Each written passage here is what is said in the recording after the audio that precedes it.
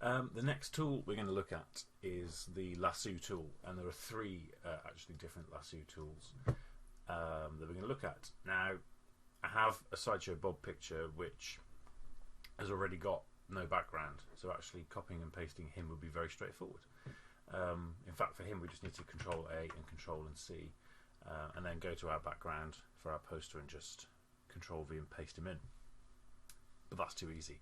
So instead what I've done is I have pasted him onto this background and then flattened the image, which is under Layer and Flatten Image, which basically takes all of the different layers you've got and strips them all down into just one picture, which is it will save space when you save the picture, but it does also mean that you then can't edit any of your layers once you've saved it.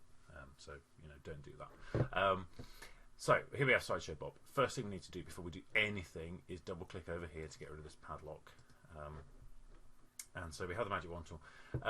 Magic Wand tool, if we were to use it on this picture, because as you can see the background is obviously much more complicated than just the white background we had with the Simpsons earlier. Trying to delete it is going to be horrendous, because we're going to have to click and sort of select little bits. I mean, there's a big chunk there we can do, and oh no, that's no good for us. We can do that bit here. And you can kind of play around with the tolerance level, but again that's a bit hit and miss, and it takes a lot of practice to kind of work out what number to put in there when and so on, so I'm not going to play around with that too much. Instead what we're going to do is we're going to go back to the beginning, there we go, and we're going to use the Lasso tool. Now I'm going to show you two of the three possible Lasso tools. The first one is simply the Lasso tool, which requires you to click and hold down your mouse button while you basically draw around the thing you're trying to remove from a picture. So we'll start, which plume of hair should we go for? Let's go for this one. So we'll pick our starting point, and then you literally have to just hold the mouse button down and creep around the edge.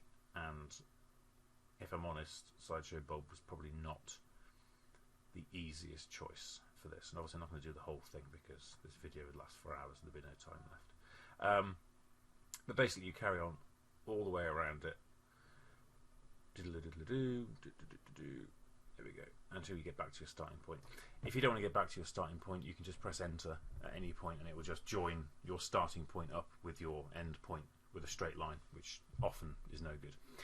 Now, as you can see, without even having to copy and paste that, that's rubbish. So that's no good to us. So let's have a look at the different tool. So unselect that, and let's try, not the polygonal tool, we'll come back to that, let's try the magnetic lasso tool. What this will do is it will draw the line for you. So you click once and then let go of the mouse button and then just trace around the edge, and it will try and find that edge for you. Again, it's not perfect, and as you'll see in a second, I suspect when we get down to his fingers this is probably going to be the best time to show this, so let's sort of rattle down to that. When you get to kind of particularly tricky bits, it doesn't always, if you look, it can't quite find the edge of that finger. It's a bit like, it's actually managed it this time. It didn't work the first time I did it. When that happens, you can kind of manually click the left mouse button just to give it a sort of little pointer of where to go. It just glitched, that's annoying. But yeah, and so you can literally trace around the edge of him. I seem to have lost my starting point now, which is rather frustrating. But you get a general idea. And then when you get to your end point, you can just click again. Or you can press enter, and enter will do the same thing as Lasso. It will sort of join up your start and end point.